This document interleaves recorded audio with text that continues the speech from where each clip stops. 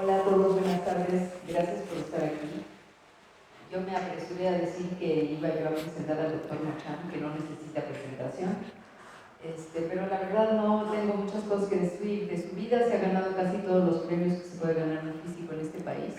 Nada más le falta uno y seguramente lo ganará próximamente. Y desde luego es alumno de la Facultad de Ciencias, un gran científico y un gran divulgador y un gran amigo. Así es que trabaja en el Instituto de Ciencias Físicas desde hace tiempo, pero es alguien que siempre ha estado cercano a los estudiantes, cercano a todo lo que tiene que ver con divulgación y cercano a la Facultad de Ciencias. Así que gracias, Luis, por estar aquí. Y qué honor que nos vengas a visitar, y supongo que ya todos vieron su exposición. Espero que quede aquí bastante tiempo. Gracias. Pues gracias, muchas gracias, Katy, por la presentación y sobre todo por alojar la exposición que ya andaba de capa caída, andaba embodegada en... Aquí se puede quedar. Por mí que se quede toda la vida, está en muy buen lugar, así es que muchas gracias y gracias a todos ustedes por estar aquí.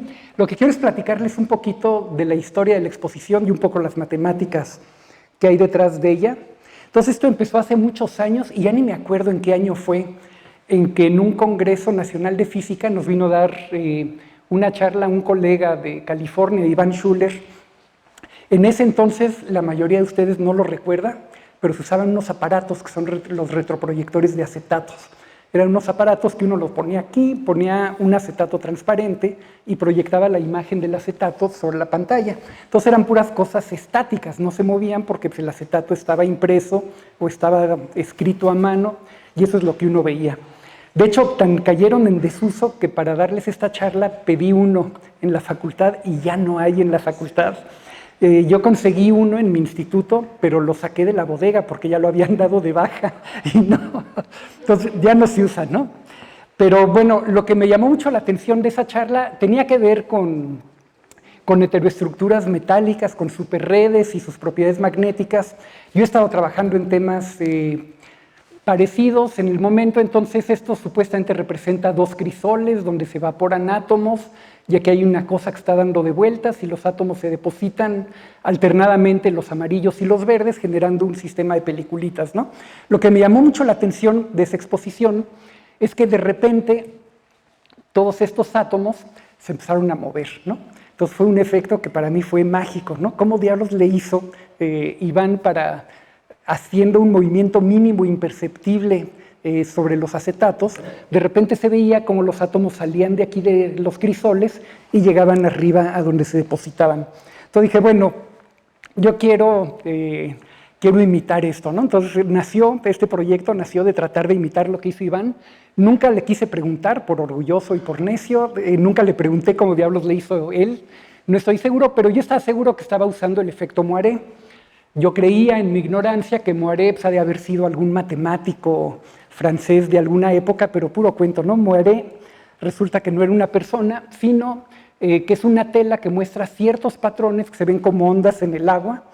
Entonces, aquí hay un ejemplo del efecto Moiré en este vestido que era de María Antonieta, y como ven son dos telas son varias telas, con una cierta cuadrícula, casi transparentes, y aparecen estos patrones raros, estas líneas oscuras, que conforme la dama iba caminando, esas líneas se iban moviendo, ¿no?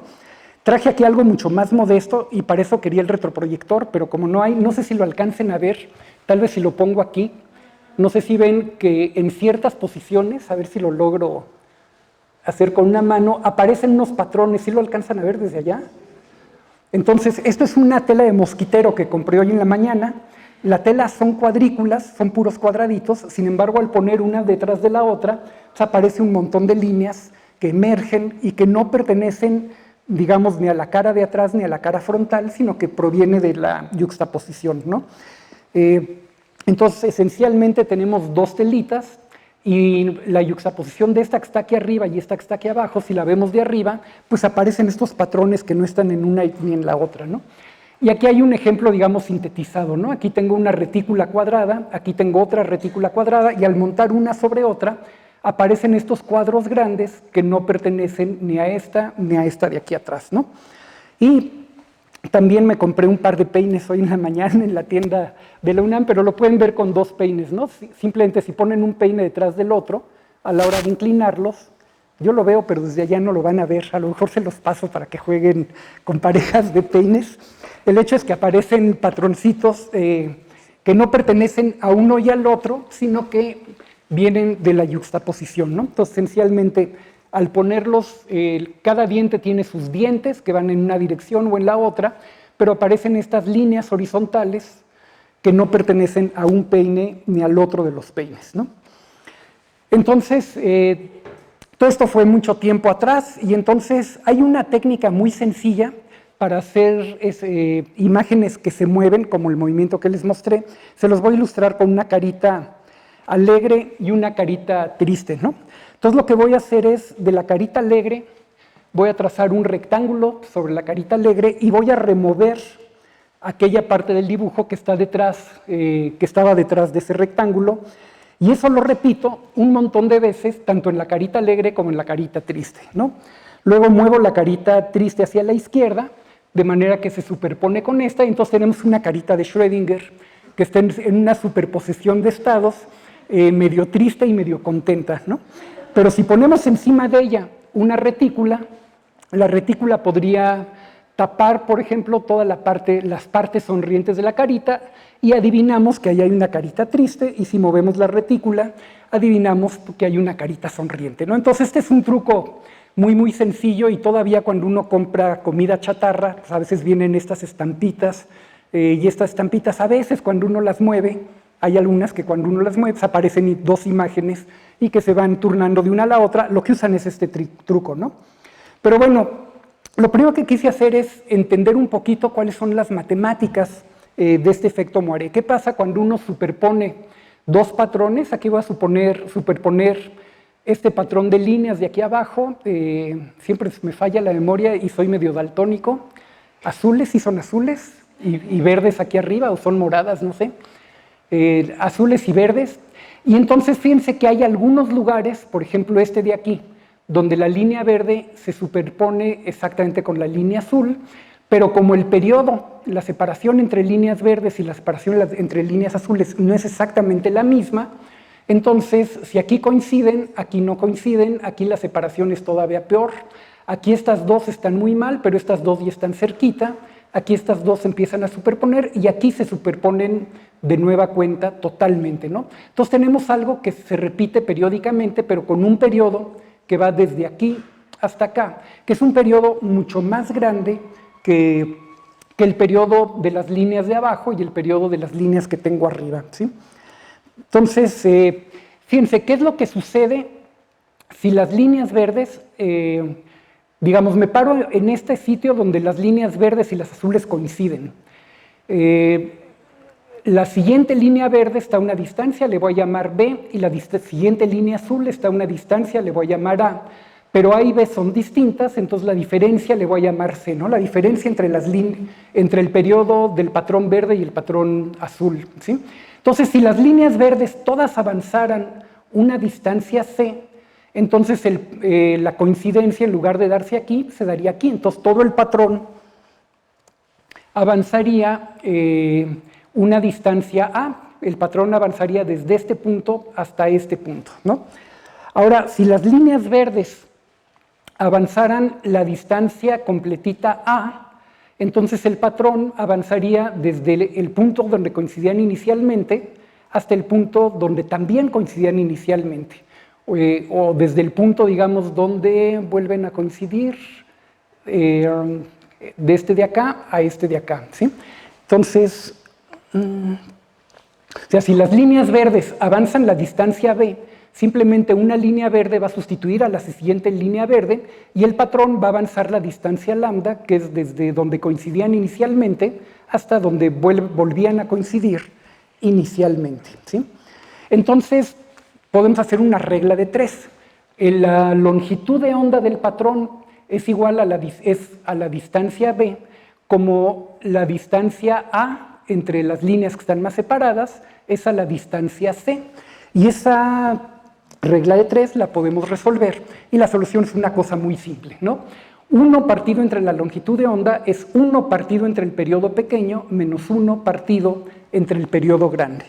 Entonces esto para nosotros es muy normal, pero a la gente a lo mejor la puede mosquear, la puede sacar de onda, porque cuando uno va a la escuela y le enseñan a sumar y a restar, a uno le pone una ranita saltarina, ¿no? Entonces que la ranita saltarina da 3 pasos para la derecha y luego da 1 paso para la izquierda, y entonces ¿cuántos pasos dio? Pues dio 2 pasos, porque 3 menos 1 es 2. O sea, lo que uno aprende a sumar y a restar, sumando y restando distancias. Y aquí lo que resulta en este patrón es que lo que hay que sumar y restar son inversos de distancias, ¿de acuerdo? Entonces, para entender los patrones de Moiré, tenemos que hacer unas matemáticas muy simples, pero donde la cantidad que hay que sumar y restar son los inversos de las distancias. Ahora, en física aparecen muchos campos en donde uno tiene que hacer precisamente eso, restar o sumar inversos de distancias. Uno de ellos es la cristalografía, ¿no? Imaginen que tenemos un cristal, tenemos, yo que sé, un haz de rayos X que llega al cristal, debido al esparcimiento aparecen un montón de rayos X en distintas direcciones, y el cristal lo podemos visualizar como si estuviera formado por un conjunto de planos cristalinos. Todos los átomos pertenecen a un plano cristalino, entonces todo el cristal lo podemos organizar en esos planos cristalinos, pero el mismo cristal lo puedo identificar con un patrón, con un conjunto distinto de planos cristalinos. Entonces, en realidad hay infinitas familias de planos paralelos entre sí, y la unión de todos esos planos nos genera el cristal completito, ¿no? Entonces, hay una ley, la ley de difracción de Bragg, que me dice que básicamente si tomamos estos planos como si fueran un espejo, y pues los rayos X que inciden y que se van son ondas, y entonces el cambio de fase al ir de un plano al siguiente y de regreso tiene que ser un múltiplo de 2pi, tiene que ser una vuelta completa en el espacio de las fases para que haya interferencia constructiva entre el haz que sale y el haz que entra. Y eso lo podemos expresar de muchas formas. Si la onda incidente la caracterizamos por el vector de onda incidente que tiene la dirección de propagación de la onda y cuyo tamaño es inversamente proporcional a la distancia entre crestas de la onda incidente, la onda saliente, por un vector de onda que va para allá, cuyo tamaño también es 2pi partido entre la longitud de onda, en la familia de planos cristalinos la puedo caracterizar por un vector que es perpendicular a la familia de planos cristalinos, cuyo tamaño es 2pi partido entre la distancia que hay entre un plano y el otro, y entonces la ley de difracción de Bragg lo que me dice es que el vector de onda de la onda saliente es el vector de onda de la onda incidente, más este vector, que es un vector recíproco del cristal. Pero entonces cada uno de estos vectores en realidad es el inverso de una distancia. Entonces la condición para tener difracción, para tener esparcimiento, exactamente tiene que ver con esta suma de distancias inversas, ¿no? Hay otro sistema que me es más cercano al corazón, porque tiene que ver con mi trabajo cotidiano, que tiene que ver, donde aparece este tipo de leyes. Para eso déjenme platicarles sobre cómo se propaga un fotón dentro de la materia. Entonces, un fotón, ustedes saben que es un campo electromagnético, es una onda electromagnética con un campo eléctrico y un campo magnético que van oscilando, y las ecuaciones de campo, las ecuaciones de Maxwell, son ecuaciones lineales. Que sean lineales quiere decir que dos haces de luz se pueden atravesar uno al otro sin tocarse, sin hacerse cosquillas uno al otro, ¿sí? Si yo prendo el láser, está prendida aquí la luz del proyector, y ustedes ven el punto luminoso en la pantalla, la luz que llega allá sale de mi mano, sale del aparato del láser que tengo en la mano, pero ustedes no ven el haz de luz moviéndose de aquí para allá. O sea, no podemos usar luz para ver luz, porque se cumple el principio de superposición. Si las ecuaciones de campo tienen una solución, que es la luz que viene del proyector a la pantalla, y otra solución, que es la luz que sale del láser y se va a la pantalla, pues la simple suma de esas soluciones es solución también. Pero si tenemos luz propagándose dentro de la materia, las cosas son un poquito más complicadas.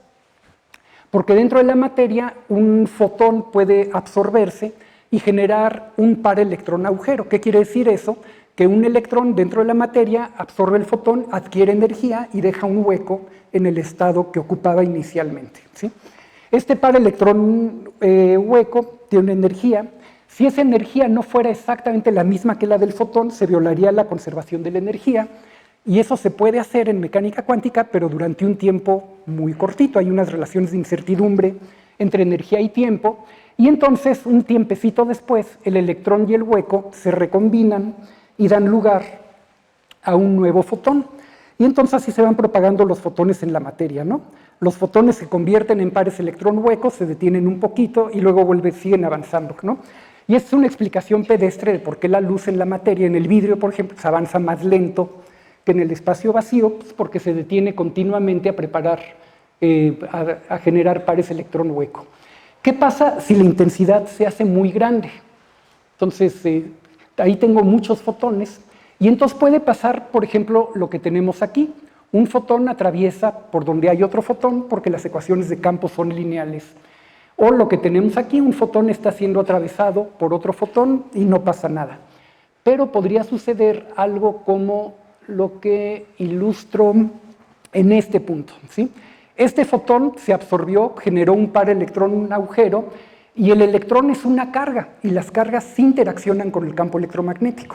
Entonces, en este punto, en este vértice que tenemos aquí, tenemos un fotón que sí puede interaccionar, no con el otro fotón, pero sí con el otro fotón vestido por los pares electrón-hueco que genera en su transcurso en el atravesar de la materia.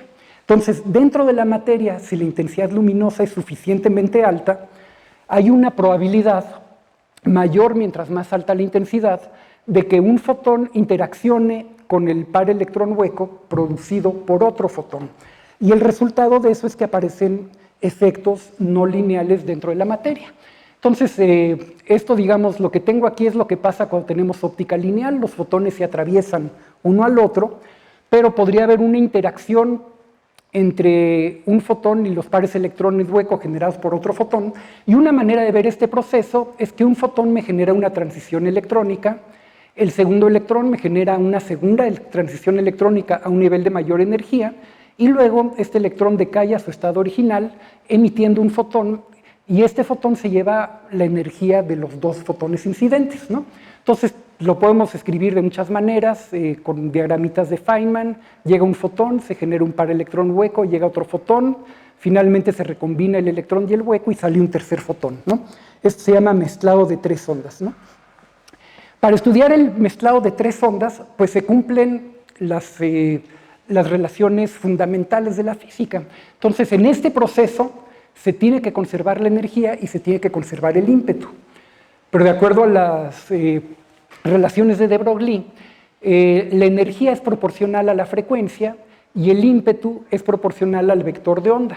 Eso quiere decir que la frecuencia del fotón que sale es la suma de las frecuencias de los fotones que entran, o podría ser la diferencia en un proceso un poco más complicado, y la suma de los vectores de onda que entran nos dan el vector de onda que sale. Pero el vector de onda que sale es 2pi partido entre la longitud de onda que sale.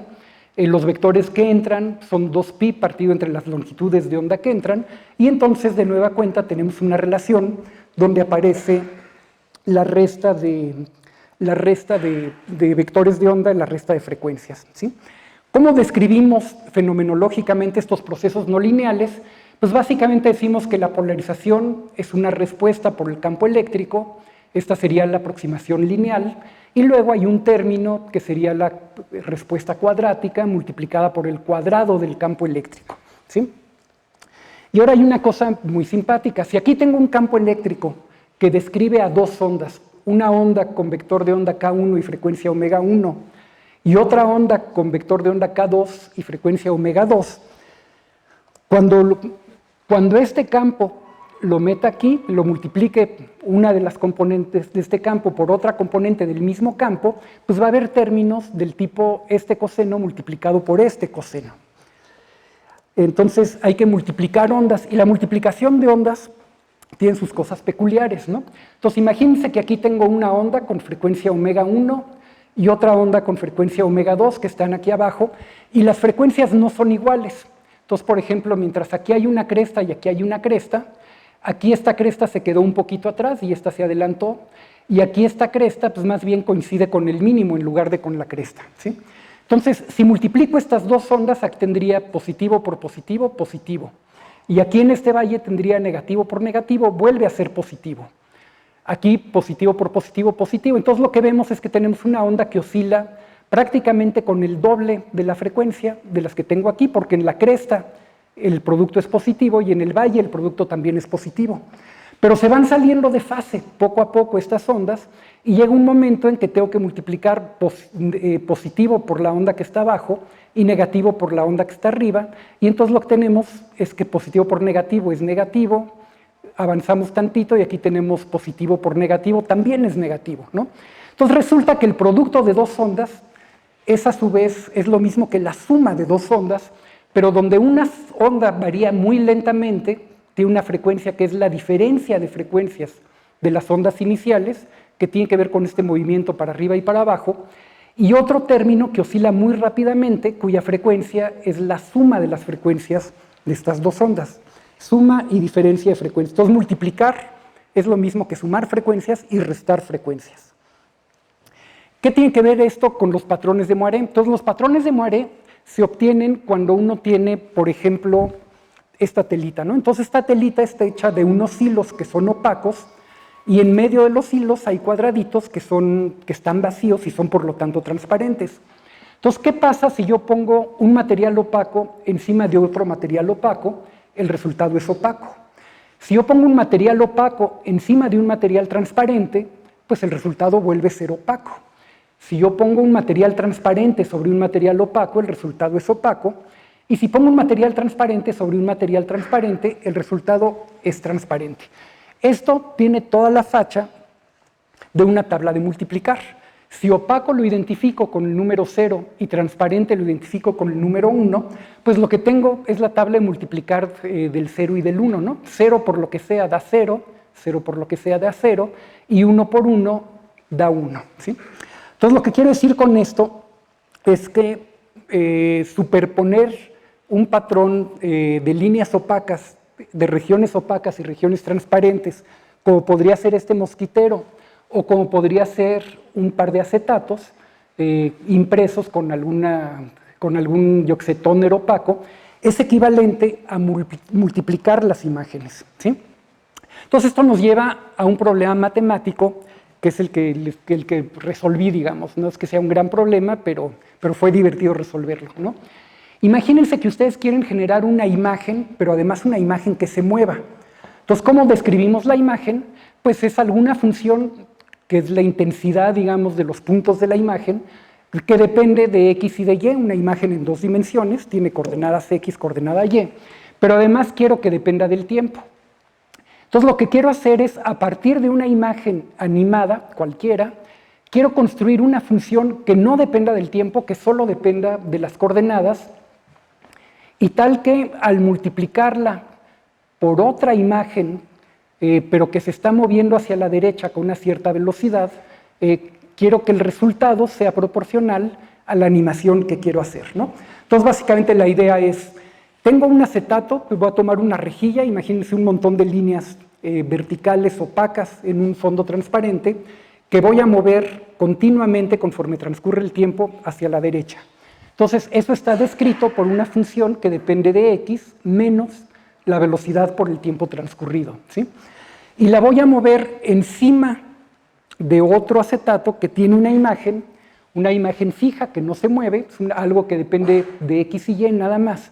Y lo que quiero es que el producto de estas dos imágenes, el resultado de yuxtaponer las dos imágenes, quiero que sea proporcional a mi animación, y entonces de esta manera habré generado la animación, habré sintetizado la animación utilizando el efecto Moiré, ¿no?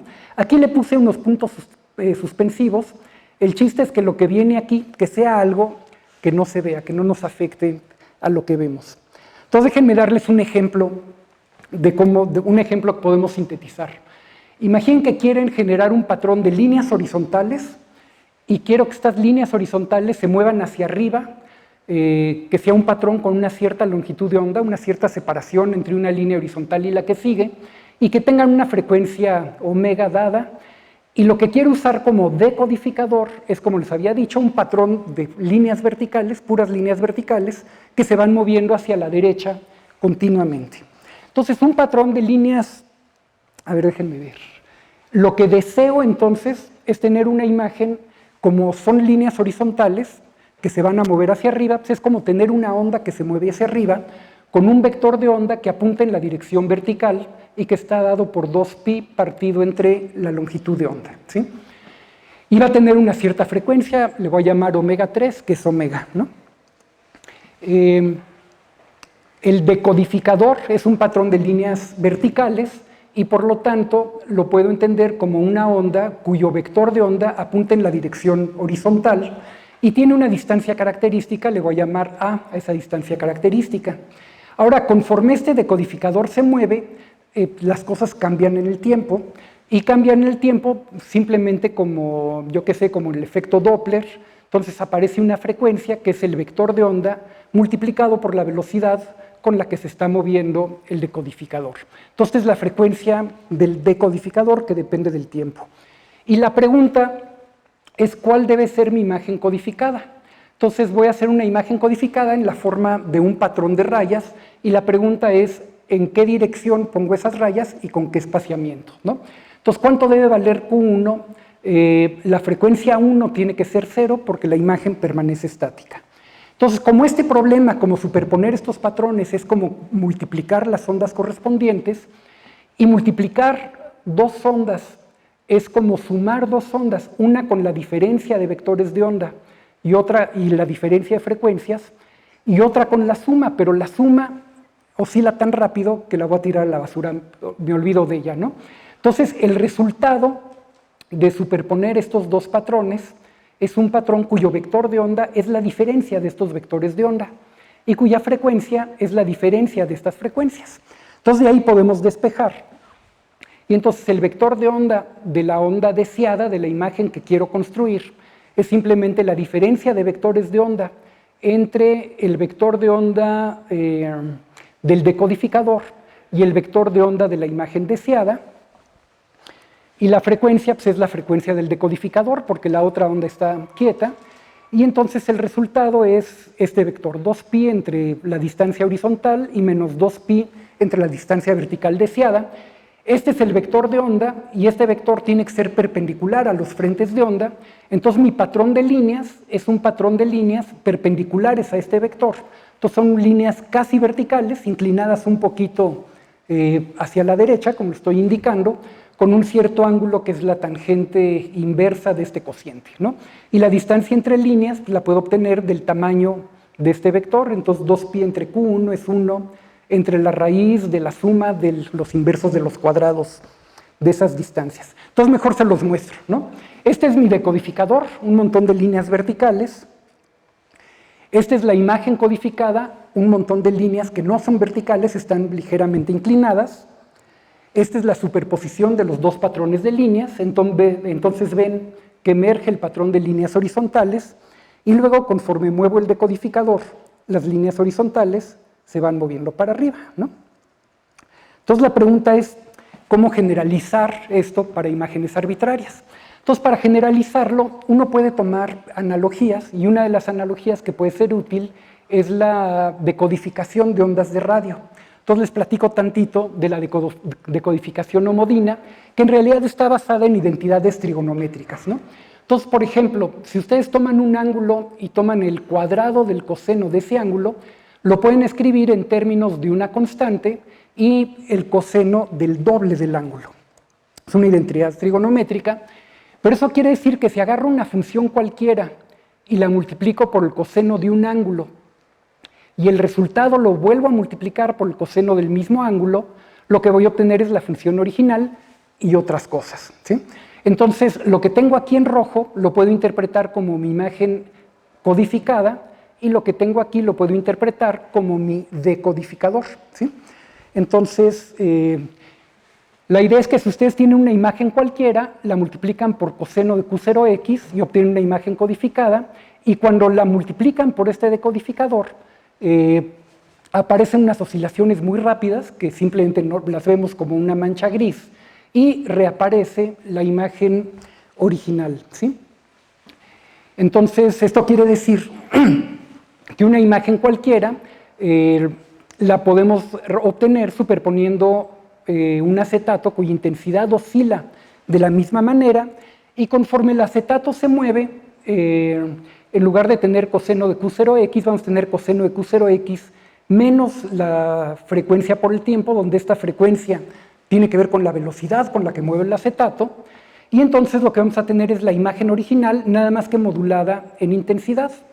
Entonces, haciendo esta modulación en amplitud, lo que podemos generar es una imagen estática, pero cuyo contraste se va alternando en el tiempo. O sea, la vemos negra y al rato la vemos blanca, y al rato la vemos negra y al rato la vemos blanca. Eso no es muy interesante, ¿no? Entonces, la idea es ver si podemos hacer algo más rico, y para eso lo que uno puede hacer es modular, pero modular no en amplitud, sino hay otras posibilidades. Además de amplitud modulada, podemos modular la frecuencia o podemos modular la fase. Entonces, déjenme platicarles de la modulación en fase, ¿no? Entonces, si tengo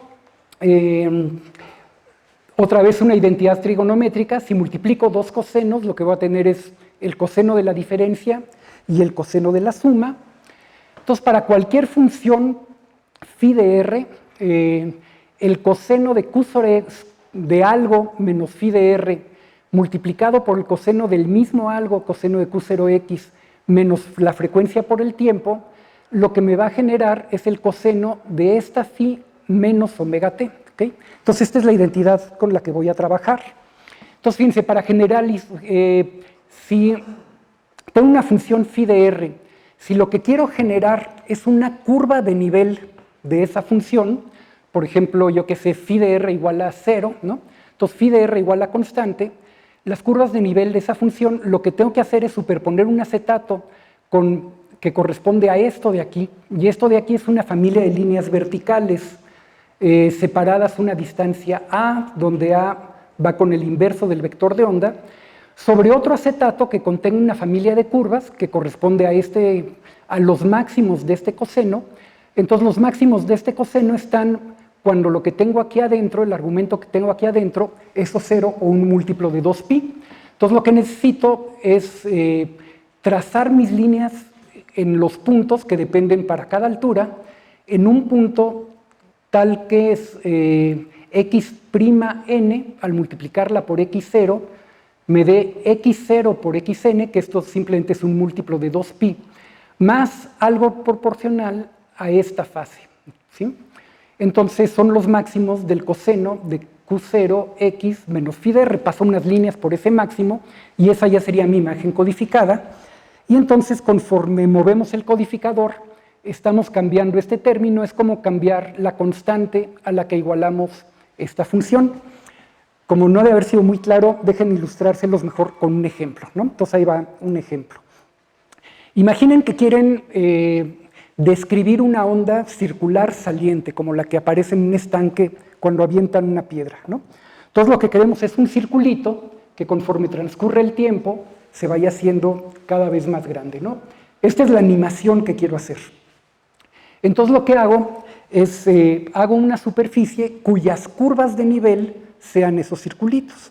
¿Cuál sería la superficie? Pues quiero, para un tiempo pequeño, quiero un circulito pequeño, para un tiempo mayor quiero un círculo más grande, y conforme va avanzando el tiempo hacia arriba, pues los círculos se van haciendo cada vez más grandes, ¿sí?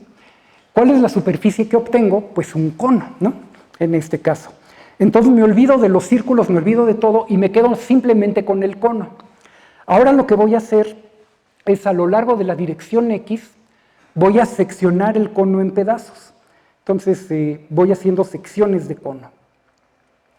¿Qué es lo que me queda con estas secciones? Pues me quedan estas líneas que en realidad son hipérbolas en el caso del cono, ¿sí?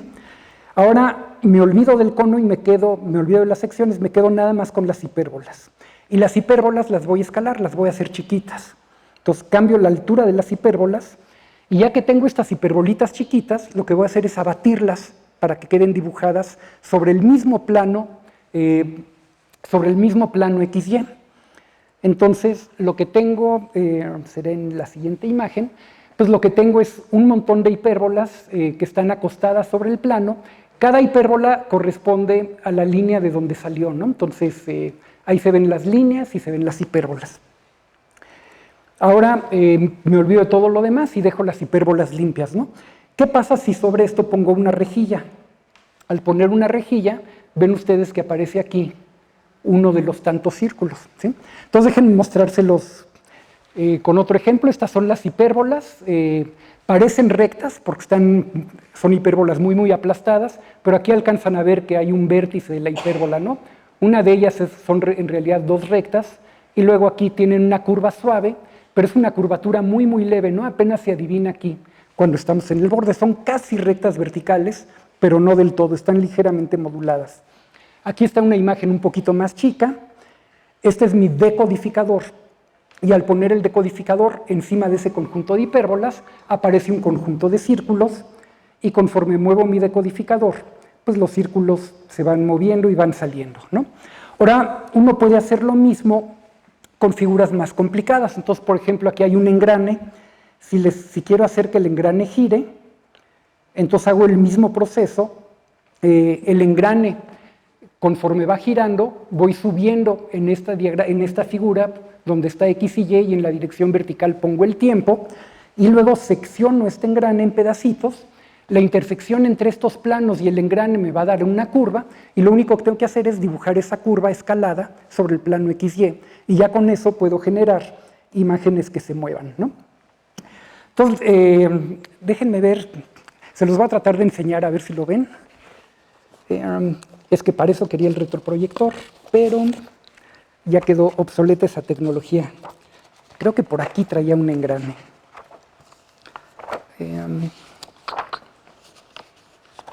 No era aquí. Espérenme un segundito. Tampoco era aquí, seguramente. Y me va a dar pena si no lo encuentro. Aquí está. Entonces, no sé si alcanzan a ver. Aquí. Uy. Está vivo. Entonces, ahí tienen el engrane codificado. Aquí tienen el decodificador.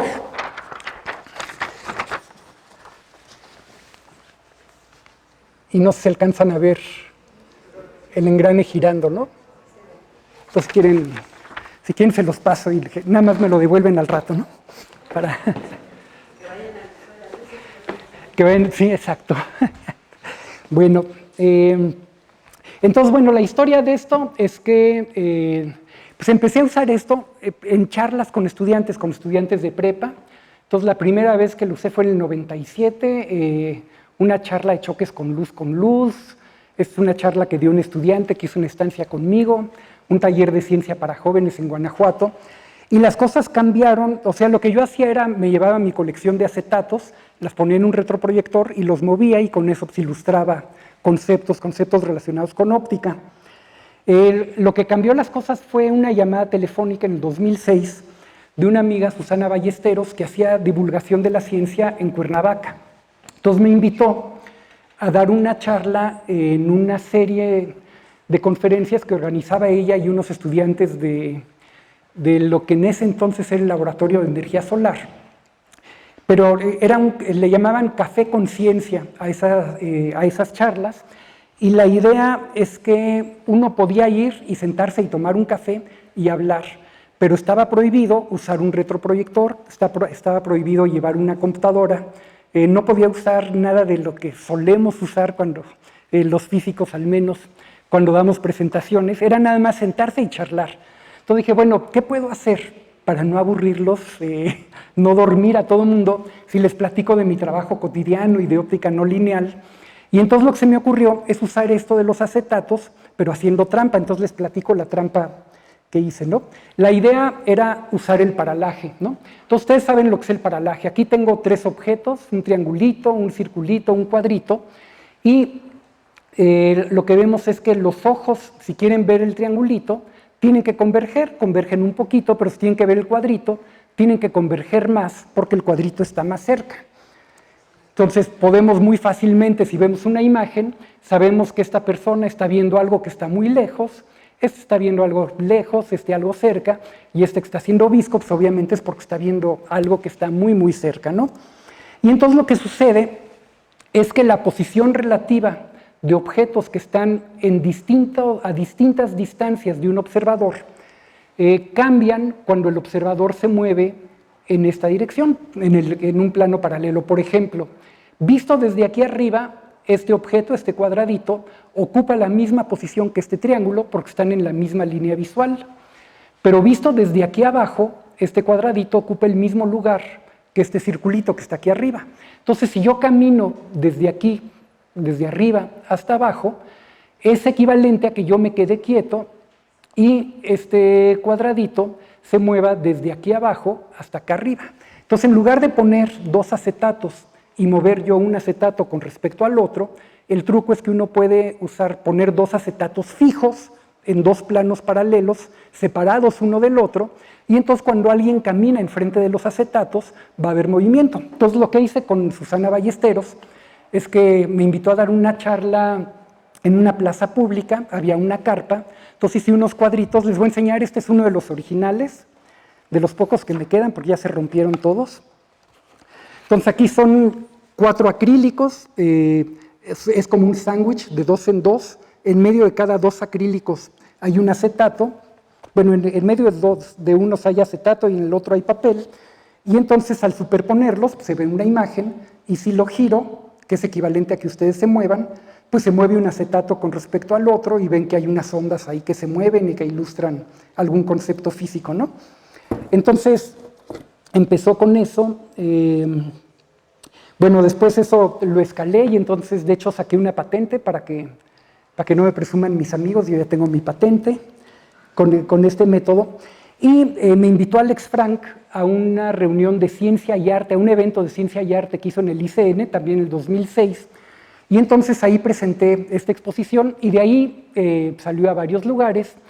En el 2007 se los presenté a Julia Tagüeña, que dirigía la Dirección General de Comunicación de la Ciencia, y ella armó un equipo fantástico con gente como, bueno, estaba Conchita Ruiz, Pilar Contreras, que está aquí, que dirigía el Museo de la Luz, y un montón de gente, eran un montón, ni me acuerdo de todos los nombres, y entonces entre ellos hicieron una versión profesional de estos dibujitos que les acabo de mostrar, que es la que está ahorita expuesta aquí afuera, y esa ha ido por un montón de lugares, ¿no? Ha estado en Universum, bueno, estaba de manera semipermanente en el Museo de la Luz, ha estado en Universum, Museo de los Metales en Torreón, el Museo de Ciencias de Morelos, bueno, la Casona Spencer. Estas son, en realidad tengo 2 exposiciones, una con cuadritos chiquitos y otra con los cuadros más grandes. Ahorita está en la ruta de los volcanes, si van al Popo, en los pueblitos que están en la base del Popo, en alguna de las primarias ahorita se está exhibiendo, hasta el MOAC llegó en algún momento, ¿no? Ahora, uno puede sistematizar esta idea, no sé si me da tiempo, se los platico rápido. O sea, si tenemos otra vez una animación, ¿no? Entonces una animación la puedo describir como una intensidad que depende de la posición, pero también depende del tiempo. Ahora tengo un decodificador, que es un montón de líneas verticales. Entonces el decodificador es una función que depende de x menos la velocidad por el tiempo. Es periódico, tiene un periodo espacial a, que es la distancia entre rayas verticales, y por lo tanto tiene un periodo temporal t, que es simplemente la distancia entre rayas partido entre la velocidad en la que lo estoy moviendo. Y entonces, como esto es periódico, puedo hacer una descomposición de Fourier, y eso hace que aparezcan aquí los coeficientes de Fourier del codificador, pero para cada vector de los que aparece aquí, cada vector recíproco, le corresponde una frecuencia, y entonces esto es como una expansión en ondas planas del movimiento del decodificador con estos vectores recíprocos, y estos números simplemente son enteros, y la frecuencia fundamental es el vector recíproco correspondiente multiplicado por la velocidad, ¿no? Y lo que quiero es encontrar una función que me describa una imagen fija tal que se anime, o sea, es la animación codificada, esto está fijo, pero al poner encima de esto este decodificador, lo que quiero es generar la animación original, ¿no? Entonces, lo que voy a suponer es que la animación son el mismo patrón de rayas verticales, pero con una pequeña modulación. Entonces, B es una función, B depende de X y Y hago una serie de Fourier de la misma B, pero donde los coeficientes de Fourier no son constantes, sino que dependen lentamente de la posición X y de la posición Y, ¿no? Entonces, el producto de esta imagen codificada por mi rejilla decodificadora en el espacio recíproco es simplemente un producto de los coeficientes de Fourier de una por los coeficientes de Fourier de la otra por exponenciales donde aparecen los vectores recíprocos. Entonces, esto es lo que tenía, el producto es esta descomposición de Fourier, y como ven, si G más G' fuera 0, tenemos algo que varía lentamente, y si G más G' es distinto de 0, es algo que varía muy rápidamente y lo puedo tirar a la basura. Y entonces me quedo nada más con los términos que varían lentamente, y este término que tengo aquí lo identifico entonces con la transformada de Fourier temporal de mi animación, ¿sí? Entonces, mi animación, mi imagen animada, es simplemente la suma que tengo de este lado, y de ahí puedo despejar la imagen codificada, la B de G. Entonces, la B de G no es más que, como está, lo tenemos aquí, o sea, tomo la imagen, la transformada de Fourier temporal de la imagen, y mi función codificada, su transformada de Fourier, no es más que la transformada de Fourier de la imagen partido entre la transformada de Fourier de la rejilla que uso como decodificador. Y ya que tengo esta transformada de Fourier, transformo de regreso y ya puedo hacer el dibujito, ¿no? Y aquí hay algún ejemplo que no sé si se va a ver bien en la pantalla, pero de nueva cuenta tengo un sistema de engranes.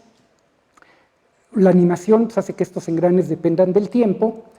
Tomo la transformada de Fourier de esto y con ella genero esta imagen codificada, le pongo un decodificador encima y no se ve absolutamente nada, porque esto tiene que ver con la resolución. No, hasta no se vio nada. También la tengo aquí, pero ya no se las pude mostrar. Entonces les doy las conclusiones, ¿no? O sea, en conclusión, uno puede codificar imágenes arbitrarias modulando en fase un patrón periódico. La decodificación homogénea se logra colocando encima un patrón periódico no modulado, y las imágenes se pueden animar cuando se desplaza un observador enfrente de ellas, utilizando el paralaje entre el decodificador y la imagen codificada. Bueno, muchas gracias.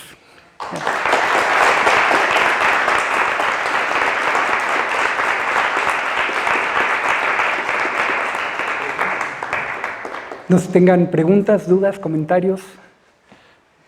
Bien. ¿Sí? Alex. Si estás parado frente a una reja, Ajá. en general uno no puede ver, ¿no?, dónde está el barrote, digamos. Sí. Pero si uno se mueve, como que el cerebro borra la reja y puede ver perfectamente lo que está atrás. Tiene que ver con esto. O sea, de alguna manera sería como el decodificador, tiene que ver, pues el cerebro hace las veces de estas barras y o es otra cosa. La verdad es, no sé, eso tiene que ver con el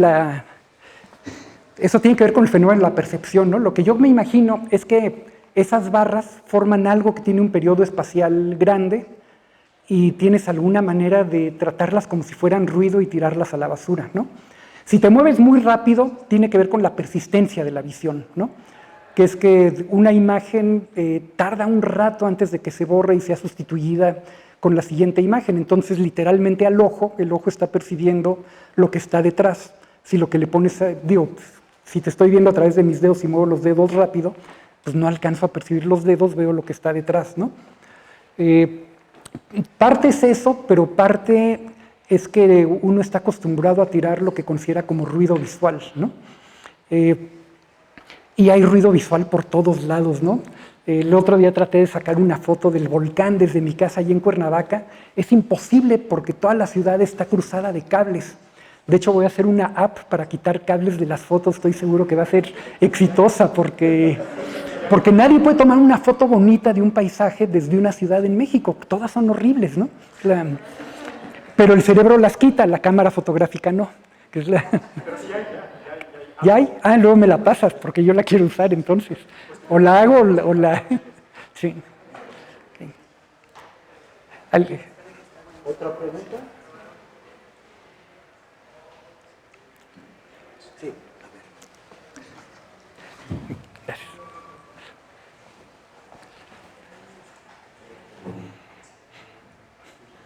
Hola. Vi una de las placas que estaba afuera de la exposición, en donde muestras como una onda, al pasar por una lente, pues la velocidad de la onda es menor. Entonces mi pregunta es cómo puedes tú modular como el efecto de la velocidad de la onda con los patrones de Moore.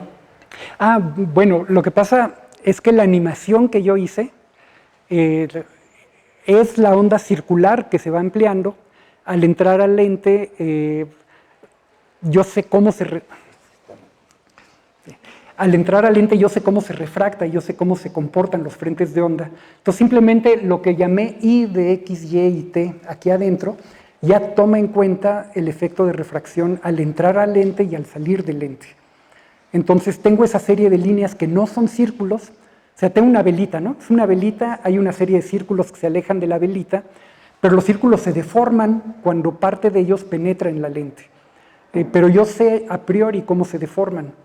Entonces lo que hice simplemente es, ya sabiendo cómo son, pues hice cuál es la rejilla, me pregunté cuál es la rejilla, cuál es la imagen que tengo que poner en una base para al ponerle una rejilla enfrente, que aparezca ese frente de onda deformado que yo ya conozco de antemano.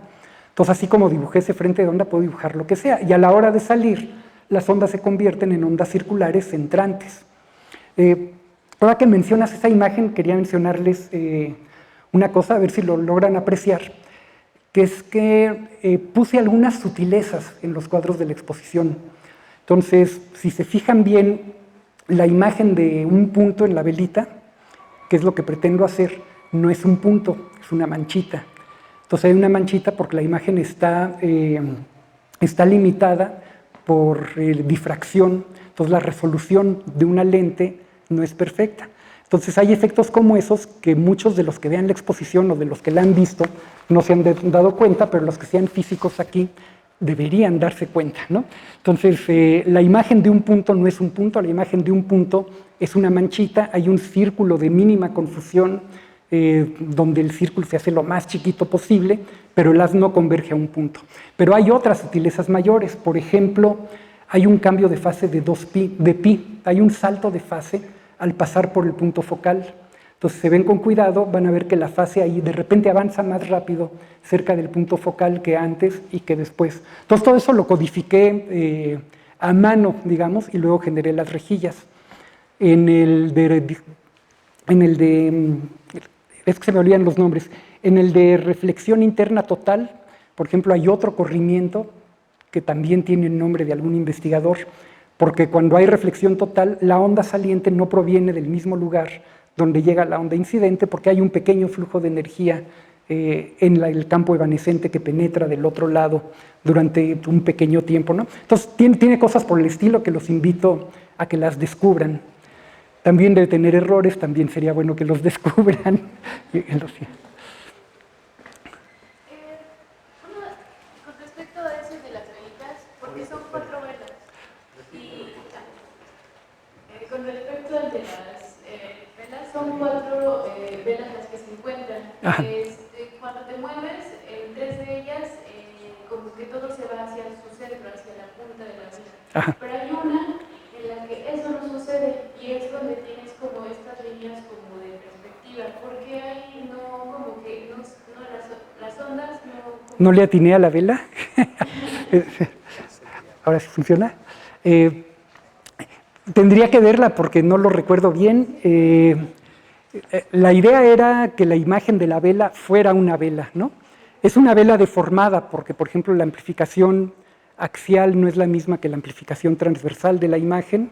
Entonces, las velitas no tienen exactamente la misma forma, las imágenes y la vela original, pero sí le debería haber atinado a la flama. Si no le atiné, fue error mío, error de diseño, no... Por esta cuestión de la perspectiva de estas dos líneas que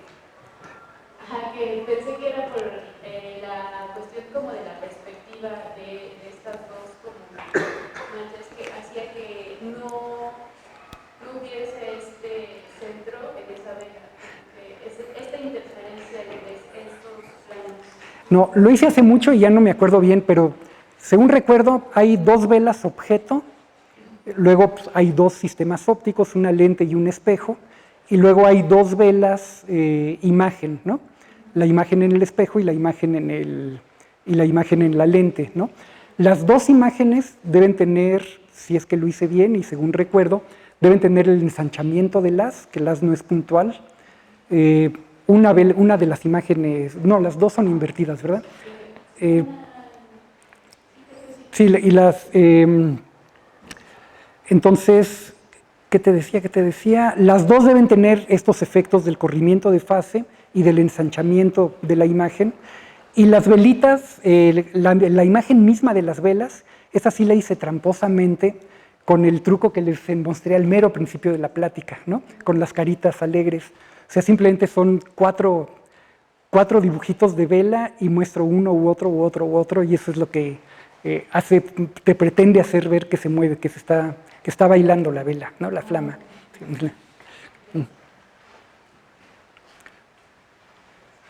¿Alguien más? ¿Otra pregunta? Bueno, sí.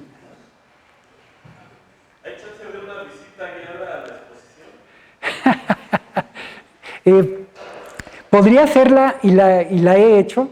Creo que no es demasiada buena idea porque yo creo que para apreciarla tienes que quedarte y pararte un rato frente a cada uno de los cuadros, leer la cédula y tratar de responderte las preguntas que se lanzan en la cédula. Entonces, lo que me ha pasado cuando he tratado o cuando me han pedido que guíe a un grupo es que voy, enseño la de esta y pues me van siguiendo todos y en realidad nadie se queda realmente a apreciarla, ¿no? Entonces, yo prefiero que la vean en calma, de uno en uno y leyéndolo a pasar guiándolos, ¿no? Aquí traje los cuadritos, si quieren sí les puedo platicar, pero apenas si se ven, les puedo platicar qué es lo que pretendía ilustrar con cada uno de estos. Pero eso está en la cédula, no sé si será buena idea. Sí. Bueno, entonces, esta simplemente es para mostrar los atributos de un oscilador. Entonces tiene un oscilador de referencia que se mueve para arriba y para abajo, y aquí hay otros osciladores que se mueven con distinta fase o con distinta amplitud o con distinta frecuencia. Este se mueve más rápido y este se mueve con otra dirección, ¿no? Entonces la idea es que comparando, aunque no supieran física, comparando todos estos cuadritos con este cuadrito de aquí, uno puede desarrollar cuál es la noción de esos atributos de un oscilador.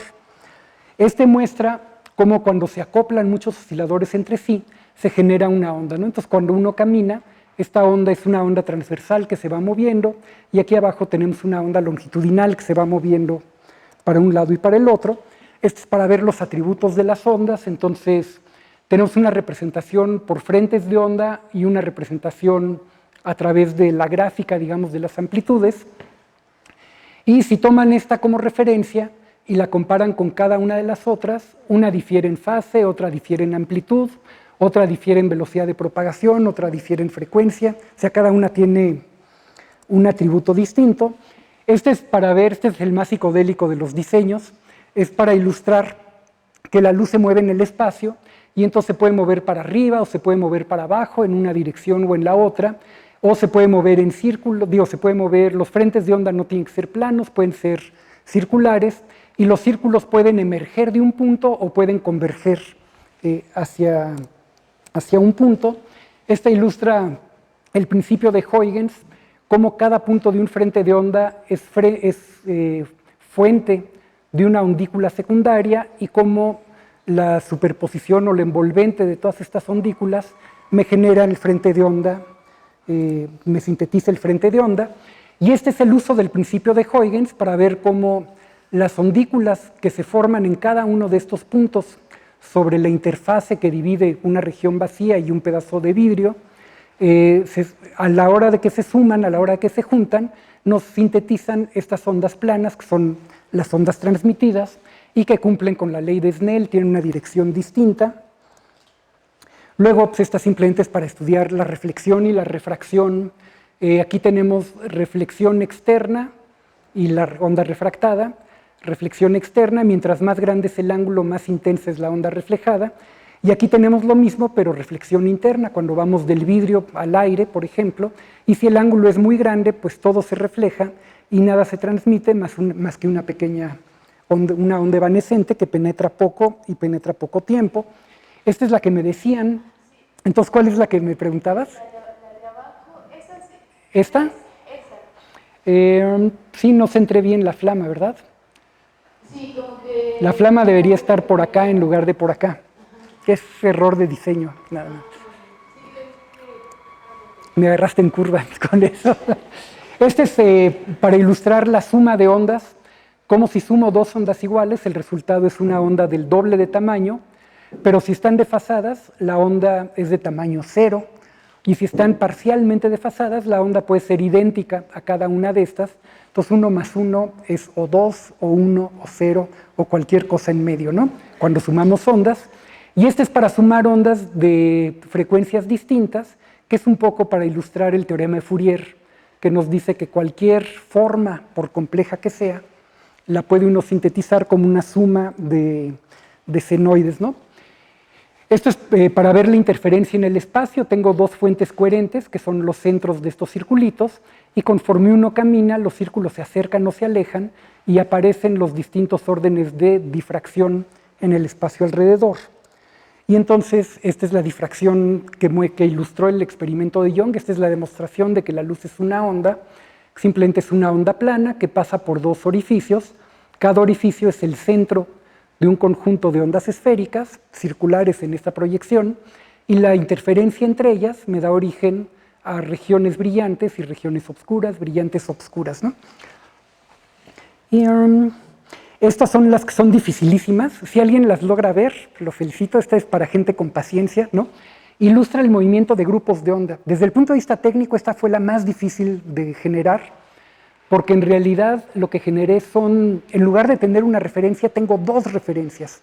Una inclinada en una dirección, que me revela las ondas de abajo, y otra inclinada en otra dirección, que me revela las ondas de arriba. Y donde están las dos, tenemos interferencia, y entonces aquí vemos, por ejemplo, superposición constructiva. Esto es negro, negro, y esto es más o menos claro, y en cambio aquí tenemos una zona gris sin ningún chiste. Entonces esto ilustra que al superponer dos ondas con frecuencias distintas, generamos grupos de ondas, como este grupito de aquí, seguido de una zona donde la intensidad es cero, seguido de otro grupito. Entonces a la hora de caminar, uno ve que estas ondas se mueven, esta también se mueve, con velocidades ligeramente distintas, y el chiste es ver cómo se mueve el grupo. Entonces hay un panel donde el grupo se mueve igual que las ondas que lo forman. Hay otro panel donde el grupo se mueve más lento, y se mueve más lento porque se va desvaneciendo el frente. Por ejemplo, esta línea negra, si se va moviendo para acá, se vuelve cada vez más gris, y esta línea gris que está atrás se vuelve cada vez más negra. Entonces van avanzando estas líneas negras, pero desaparece la de adelante y aparece una atrás, desaparece la de adelante y aparece una atrás, de manera que el grupo se va quedando atrás con respecto a la fase. Y aquí hay otra que es exactamente lo mismo, excepto que aquí el grupo avanza más rápido que la fase. Y aquí hay una que es la más extrema, donde la fase se mueve en una dirección y el grupo se mueve en la dirección opuesta. Esta sería una superluminal, y esta sería más que superluminal, ¿no? Es una onda que viaja al pasado. Luego esto ilustra ondas que se propagan en direcciones opuestas. Entonces, al sumar dos ondas, una que se mueve para acá y una que se mueve para acá, generamos una onda estacionaria con sus nodos y sus antinodos, y eso nos permite explicar, pues, los distintos modos de oscilar de una cuerda de guitarra o de un campo electromagnético en una cavidad de un láser, por ejemplo, ¿no? Esto es para ilustrar un dipolo. Si tenemos una carga positiva y una negativa, pues aquí vemos las líneas de campo que salen de la positiva, le dan la vuelta al mundo y regresan a la negativa, y entonces conforme uno camina, estas líneas de campo crecen o decrecen. Si uno superpone la carga positiva a la negativa, pues todo se pone negro, desaparece el patrón dipolar. Y la idea es que si uno se mueve muy rápidamente, las líneas de campo que estén más lejanas no tendrán tiempo de regresar al origen, y entonces se desacoplan y eso da lugar al campo de radiación que se ilustra aquí con un supuesto átomo, un electroncito que se mueve para arriba y para abajo, y aquí están los frentes de onda del campo radiado que se van alejando continuamente conforme la fuente oscila. Y esa fue la visita guiada. ¿Otra pregunta? Bueno, pues daremos un aplauso.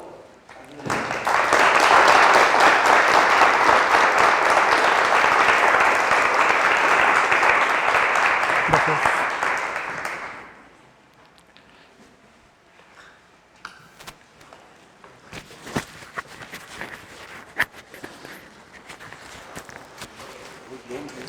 Gracias. Sí, muy bien.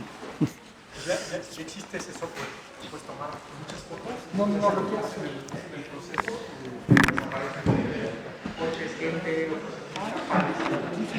Pásame luego. dice que estuve pensando toda la hora y no me acuerdo cómo se llama, pero después